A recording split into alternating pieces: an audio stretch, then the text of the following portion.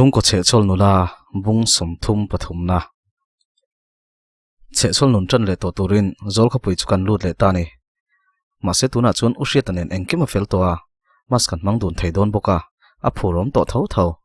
driver chun kan thian te ho a thla vek nuwa chuan keini nu faza chu min thla kanin lampana kan chho lai chuan khoma chun min ron puin min ron pan ngala alo bal reu lutuk kangai ve man lek lek ani umami chuan khoma chu pom halin api sai chu awaka apun nen chuan an ron chuak oi nu teite in ron thlen don in ron sei lawa ei rong te kan lo bol kep tur cheu nia te in a ron phul hluta anu chuan ala ma hi ron lut chhoula hei thingtlang lama tangin thil kan ron hon treu ania ati chuan api sai chuan angai om poin ngai om to reng reng tin kan bung ro chu min ron ken pui ve tuma umami chuan oi kapi lo keng ve du su a ritania alo ti bata apu po chuan bek pakhat chu lo khai ve boka api sai bek ken tum chu ari deu wangin ka polythene khai lai chu ka ken tira kai chuan bek chu ka kenga in lama chuan kan chho ngal kong khar vel ka hon lai chuan bai ka ron ria sumubula chuan a ding nin ka sia kong ka hong fel chia tia chuan kan bek rit ber mai puchungin upe ka ron chho nak nak mai umami chu ka en ngal ahem ma ngai tu dik ka ti ngal umami chuan lut mai mai te nui suk chuan atia he mi ta hi anin ngai vein anin ngai zong ve hle to tak tak ani don hi umami hian ngai zong nei hi vanin me lo tak voi khat theu kan zukal lea kan bung ro te chu kan da fel kema ma se rami bek le khrisi bek lo lom he mi te hi an thei ngel le to ni hi ti pa chuan pe lo tokin kalak chho sak driver chu anin lampanin a hole ngal dona thingpui in tura kan ti ngel point a du tlat lo phun chonga khan pamwan anen anjung zuaya ke chuan driver en pa chuan fiamin thingpui lo zok a in chak to niang katia alo nui ve vun vuna tlan pa ban ron vai pa chuan nute ipamwana angkani lo tina tlan liam ta ni alan thei chung jong chu kan thira are ve ruin ka ria in chung chu lo thim deuh khuya chutin kanom lo rei vak lo nen lo lo rim ka timaya khatiang kha alo nam man a pi chuan in ron hodon sheila chu lo han ti fel turania o tuite kha chu kan da khat veka in bol hloiro kan lo pai thei ngil deya atia ati ti siam siama upe ka chu kil khata hian lo thungoi ve renga anu chuan pe ka chu in office dai ka lo ringa ati chuan upe ka chuan nia voin chu kan bang ma ni hi ati rol in nia an office ate chuan boss ania puin pi lo muak ve ni kha ti in ka story ngai thak thin nona chanela zori storia changtunu le achang tu pa in ko dan mang chuan ka lo fiam wata an han lai dun ve vel nge ya an kiu tania kum somlin hei thuaka an han lai vel mu chu an lo mum dun reu lutuk enge mo veng chung program a po hun ser mang thut thei to ve ve nia ma se in ngai zon na ko nga chuan an la naw lu ani umami chuan I hau se chut thingpui kha han lumte a tirengot ke chuan ninom chau nen ka ti chuan anu chuan thingpui lum mai mai ha thlak lo lutuk lum wat la ni mai iupe ka te ipi le puti punan duang alo ti ve le ngal sinjela kan ni le ta pai om lo le don chau tran mangai thingpui chu ka volum hala anu chuan azin na vel report pa chuan a pi tenen chuan an ti mol mola a thil hon vel chu forin thlai te chu kan hon nem hle a pi te le upe ka te po chu sem ve a upe ka chuan angai lo in ron hon na hlat nen konga chisi tina lo nara anu chuan kaini chung chau chuan kan ei rei don kan da voi mai mayang ati tlat sia thanem tok tak chu a pe ve a upe ka po chuan an har reng thei bik lo ke chuan thingpui siam pa hian o mak pa tur thil kan pe ve ni mai lom ka lo ti le a umami chuan iwa han zatak siam wat ro alo ti ve thuaya upe ka chu lai taka nui suk chuan nui chu thil ka pek ngun chenen engma min lo hon lo ni mo aron ti ve nula a kha pi lo ho kha ka ti le a anu chuan tong zot lo khan ron thlewat wat ro kurtei te kha om kha atia apu hang chuan kan siam saka kurtei chu ka chop boka thingpui in pa chuan an ti luam hloma kong khu nen ka samvel chu a be deuh tlat awang chuan kain bol don tin in bol tura lu mai chu ka tuma ka phone chu ron ria umami chuan kha lalnu rami tina ron awlar lara a bek thei ngil chu niang he mi te hai hot lu tu khe chu tin phone chu ka wala rami chuan bek khain muem a ron ti ngal mulutuk enge thil pakhat tal hi in thei ngil nge ya krisipona thei ngil ka ti chuan rami chuan kan thei ngila ni lo kan ron la le don kan ron len don na kan chuan lam turin kan da ve ni kha ati chuan he mi te pan hi chu lo mu lo tai la tin ngai tiang ka ti chuan in mu don ti kan hre lom le nak tu ka kan ron kalang ati som nga zata phone chu da da ya chu tiang ani chuan Christy pon aron call watang an phak to khi chuan an thua khi chuan mang ve ni rin lok ang ngai in Christy chuan aron kola a soi to chu ka hre sa ma se kalak ve tho chu ngai boxi kalak ve le chuan o ka mu ka ti ngal Christy chu no in ani mo ramina ron call to mi ati som nga zata in mol don lutuk mai ting ka lo zil le ze ka Christy chuan nak tu ka kan ron lengang oi ka lunga leng e kho mun lo di nei ati rol chon phone chu ka off ngal mak ka hre pai re lo ngai lo po ka ni bik lo bathroom ma chon lutin kain bola ka lu chu vai votin a bo ma ni rongot apo be thlatin ka ria ka sol khan ka lu kha ka tuam ve thlap thosia ma se aveng ne ngang lo niang umami in bol chen zet kain bol nu chuan ka chuaka a pi tele upe ka te po chun lo ho to a hu hawa oma rilai lain ni tin hun kan zuk mang liam khania kan chung ko te chu han om ta ka chuan a reina kho har thak rui mai tin rilruwa ushe taron lang le zuk zel boka chu chuan lung le na te zuala ni motor rui lo na kai chuan min ti chaw deuh viawa ka muta ti chuak ngai ngai reng mai chet po ka che pai meu lawa anu chuan gom kha dam ro ati hlawa ti lo ma se mu tha dam chu ka tum sa deuh thowa karum kalut le ta chu ka tho veng ve hok mai ma nin lum nge nge chu midang te in ang pui pui ni ve kher lo ma se a chunga chena ha dam thlakin a thoven thlak nge nge ni ka mut don chun ka phone chu ka han en zuaya bena message le usheta message lo oma I thleng to em ti le I lo thleng to em ti ni usheta chu ka reply ma sa ka thlen to thu le ka chau em awanga ka mut ngal tur thu chu ka hrila kain thlak zo chu khuma ka bok ngal thlopa ka mu hil chu ani deuh ngal mai ka har le chun daru ka lo ri dor to a choi te pon lo pe vek to a anu e rong bol ngai kan chung koin kan han kil ho le to tur te chu a le lam song ta ka thler chuan anu amina phurom veo mai umami chuan phone a lo la manga anu chuan lalram ron phairo hei choi muna tong trai na kan nei zo ka nge ti ina tong trai ta lom thu soi tong trai na nei in zan ria chu kan kil ho ta ni chung ka chung chang soin kan ti pa boka anu chuan noi po hei tun lai le kha in zir lo lai ni a le khai zir la ka ti veo rualin nangma te hian I pai lo ve reuh sia I zir na te hi atawang reng sia engtin nge mo kan ti do ni ati chuan umami chuan zir na han ban san ngot tur hi chuan ka ui pui bok sia chu ti rual chuan han zir chho zel poni se bai seina sang tak hi ama hian ka nei bok si lawa alo ti chuara ke chuan enge mo ka zir zel na chuan mi ain ka bon lo bi kang ka ti wata umami chuan mi ai ni thiam thei lo hi chu kan hre thiam lu to ka ma se mi ai zir pai lo le zel hian kan bai ti dong ani sum te hi sherewa nangma tho chua phei hi chuan I fing ve kera I phakar reuh bok si ati chuan anu chu lo nui suka umami chu mel zukin o sum hi lom kan na tho chan nangni poni ve tho kha zalo taka nui lui chung chuan ka tia umami chuan sum ringot hi kan tho chan ani mo hi tia aron ti anu po chu lo bu ngawa ke chuan ani sum lo tel don lo taula in na tho hi in thok pai don mi ka ti chuan umami chuan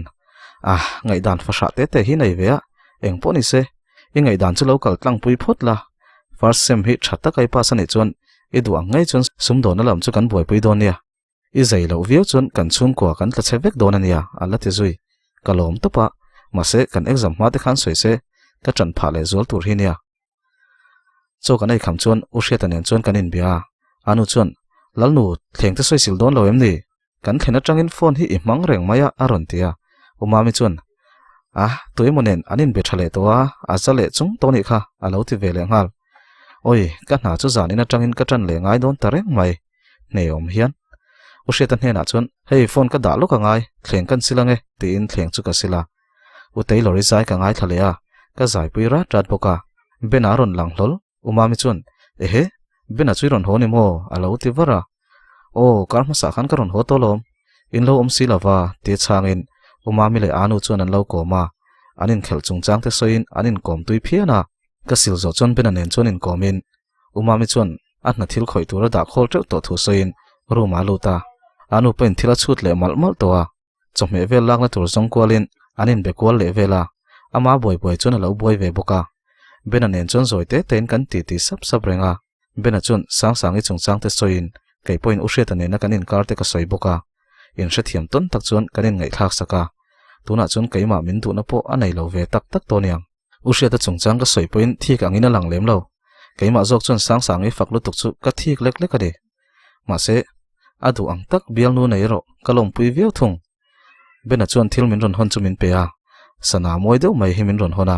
kalom top tlereu ti mayang hetiang lama hi chun sana hi kalom ve zo ania ma se ka ti bongun lutuka umami te hian min le sak du vak to lawa ka nei lo na arei ve le to viau mai bena chu dar som vel chuna hoa ushia ta message su lo oma ka reply a rei lo te kanin text le a ti chuan kamu hil zui maya atu khwa wara umami te chu skulan la chol chi lo wangin skula kal le a anu po bazar lama asit vel han ti fel tur le thai vel la thar turin achuaka kei ve thung chu suk tur thanem takin min muak an bek thai ngil la turin khrisile ramin ron leng dona bena le rem thang po ron len an tum boka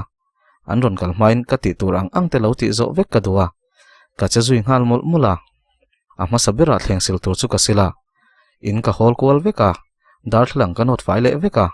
kotlai nim vel ka pot boka dar som vel chun ka chaw to viau maya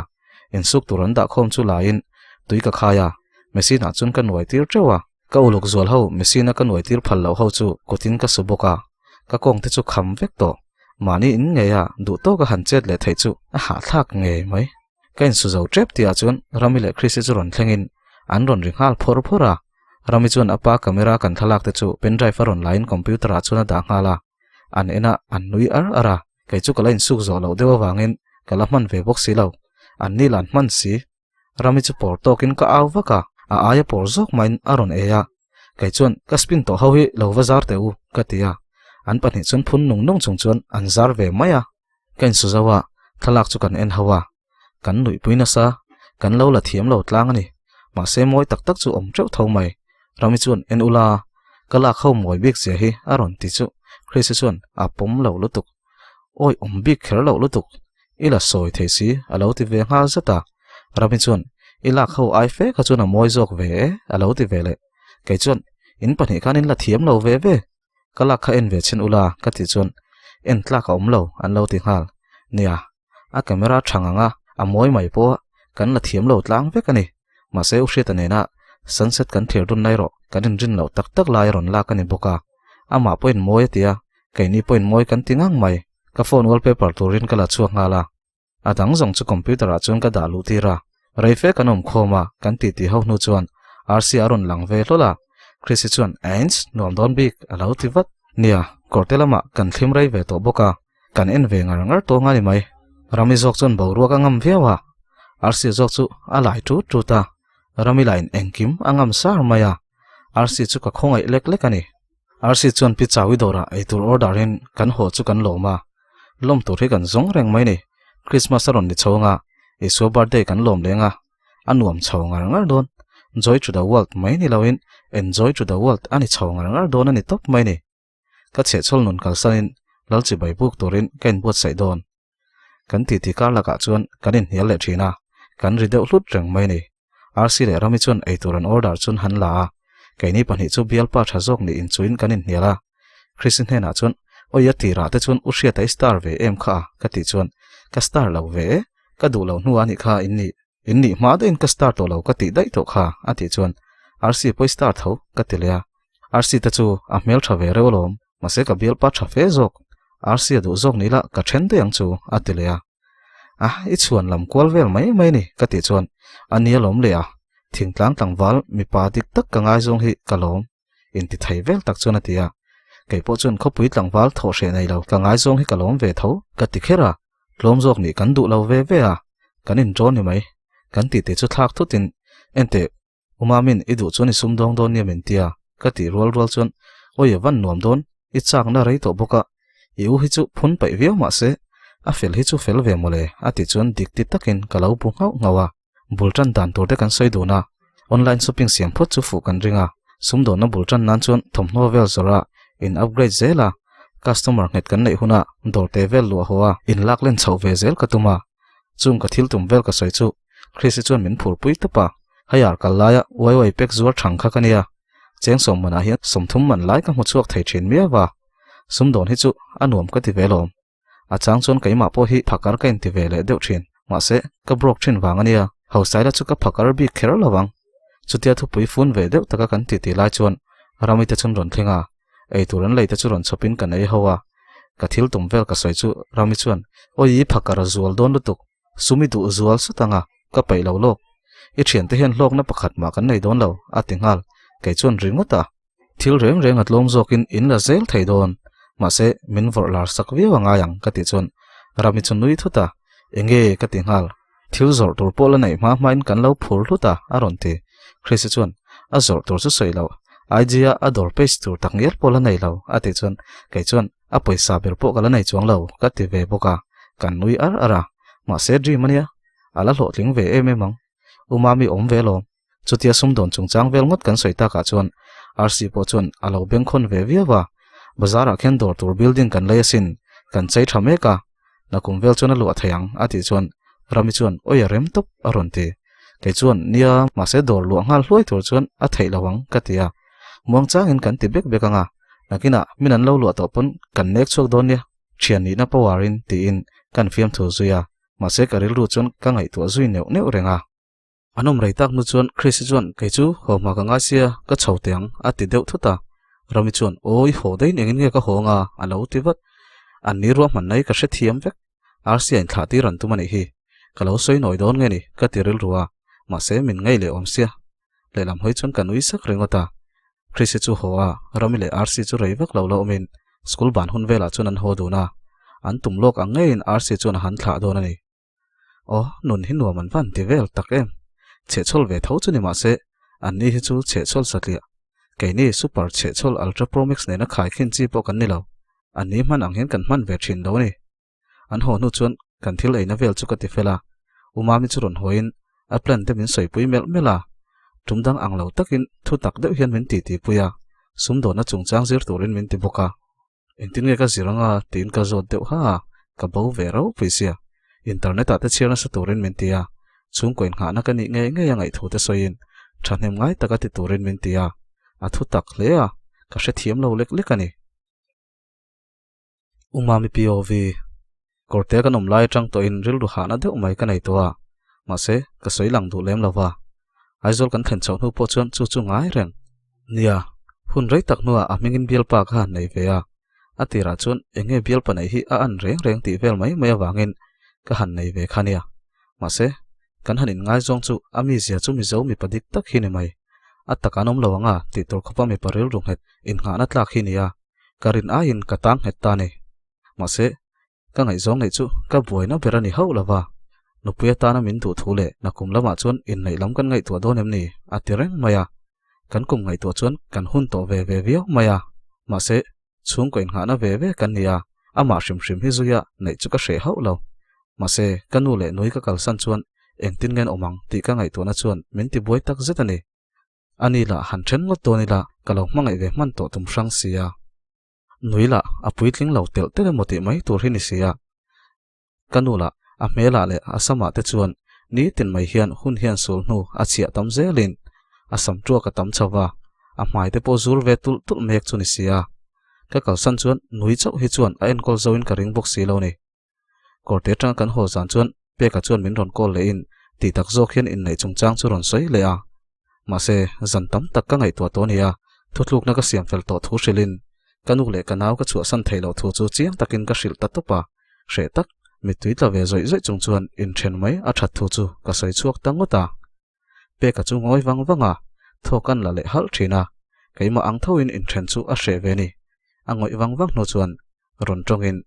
inu le naw te chu enge chu sani hre em na chan ti in beidong o tak chun min zota tin ama chu nupui na ya hun to thule a chung ten an nor na sat to ziate tin ama point mamo a in ti ve to ziate chu a soi siama ka khongai ru ang reng viau mai ama hi ka chan ani chuan ani ang he chu ka mu to kher lawang ke chuan ka tel lawa ei zong tur chuan ka ngai to em ani ka ti thlota pe ka chuan ani chuan nui hi college kal me ka inu hi bazara thu boka nui hian sum do na lama tui thule ati chak thu te min shil ve zeu zewa a shil ve to chem ati sapa ke chuan shil thina ma se bultan turin paisa kan nei lo mai baka lon ru lai kan nia chu ngot po chu ka chu thei lo chan lian tak ani pek ka du lu tuk chati chui sia ma se kai chu pasal nei ve thei din huna hian ka ding ngan lo ni ka ti zuai re ya pek ka chun tiang tiang in lon chu kan vom hlumanga ka chung te po hrilangai lem lo hril po nei la poisa ai chon ma won du to zo ka poyan ti phei chu ka ring lem lawa ma se nakin zela nangma ta na nom lo thei awangin soi kher loila noi po chu I thei to pin lo hruala sumdon na bul tan tura ain pai to ni ai hriat chuan a sen so tur kaiman kalau tumang ti chuan kan ti don nia a ti ta hlola kai chuan a lom oma ma se za thlak ain thla sun emai ka ti ngal wata chuan lam siam to su min mangai ve tak tak ani chuan ka soi chu pom topla noi chu puitling takin han cher chho tumla in pai hun kalau nga kang che ma se ka man moin kan chungin mau kan ma mo to hle thi shet kha hei engkim kan over chho mai don fiam thu deuh chuan a ron tia nial thei po ni tak lawa chuan in thlasung tak chuan ka o ve tangut mai ni chuta tang chuan noi chu sum don lam chu ka soi pui tan ta zeu zewa pasal nei lampang phei chu ka soi pui du lo ka ngai tu na engma hre thiam pha ho lovin an phur sur ringotanga ka tel lawan kho satur ka ngai tu zia te hi an hre thiam pha don lo min nor liam vat vat kha an phur ringot don kanu line tu chungchang bak soi tur a hre le don lo in pai ta ka chu san ka du ni mi hian nula senior pasal nei na chang hre lo pasal po mo zo lo ang hial te hian min fiam thina chung ko ta na kan mo phur na hi an hre tel lo ni kan tel lo chung ko hi min ron thlir pui ve se kai ni hian nula senior ni hi kan thlang bi kan ni reng lo nang ni ang kan ni lai chuan pasal tha tak na ya chung ko hlim tak din te hi kan rim ve thin thawa ma se hun hian thila her dang lama ngai tu tur tam tak kan na ya chung kwa rol poi mo tak kan play to midang ta na nula leng rei ve mai kha kai ni chung ko ta ne ro nu le pa chan kan chana ngai chang te om ta fawa heng te hi min hriat thiam pui lo ani chung thil te chu ka ngai tu kol na sa hle ya noi chu thei to pa puitlinga chuwa ka tumani top mai ma se thil har ve tur takani ni aliam ve hret hreta noi pan sum don na lama ti mi don em ti en nan ka sum khol tlem zong chon bungro ka lak tir ve thina ka thianu dorami chu lak chhon sak thinin online shopping asiam ve a ming tur la chu an duk uluk khopa kan thlang na sa khop mai a thian te pan hi nen uluk takin an ngai tu ve a ming tan chun moi tak tak chun phua kanu chon sap trong tel va ka ngai lo alo ti zel boxi noi ning lu tuk chuan ani chuan che chol nula online shopping ka ti don atita kan nui hak khaka ma se atita tak taka mi chuan an hriat pha phian zuya kai ni lam chuan ati lar lama tan kan lak puina sabok ma se kai ni story le status te jong mutun tlem sia kanu po tang ve thin ngang mai a status ve sek rang mai che chol nula online shopping ati ve reng maya nurini te ho pon tang ngang mai noi la chu ain la poi em reng maya karil ru ti ha zual sotani bere engtin nge he kan naute puitling lo tak hi ka chu san theng le kal le mai chu Christmas ani towa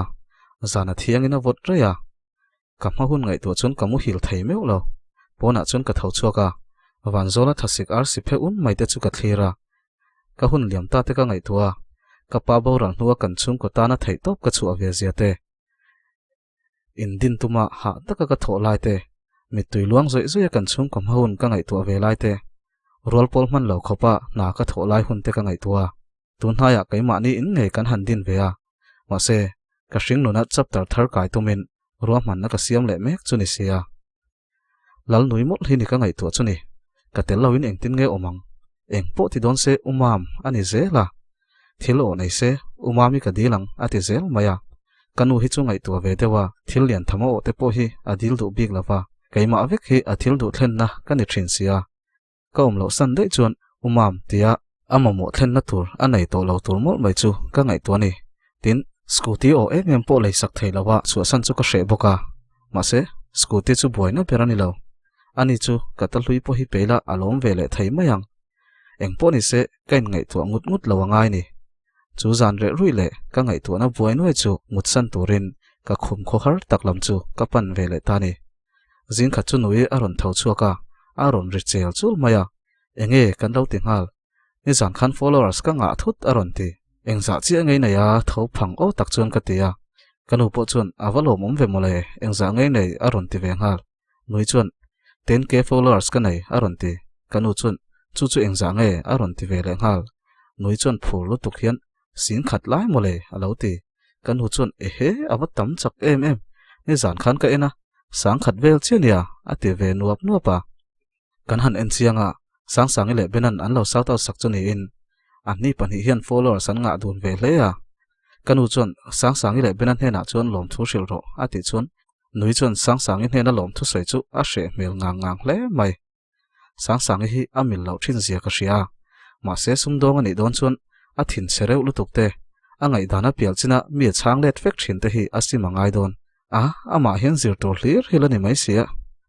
kanu chuan lalnu I tho ma tho ai rong bol ro voin bol lo pai ni kha ati chuan nui chuan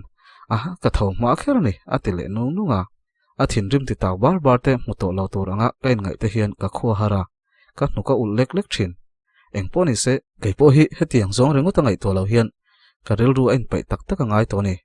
ka puitling lo lutuk hian nui hi ka te puitling thailo aniang te ka han te le ngot thina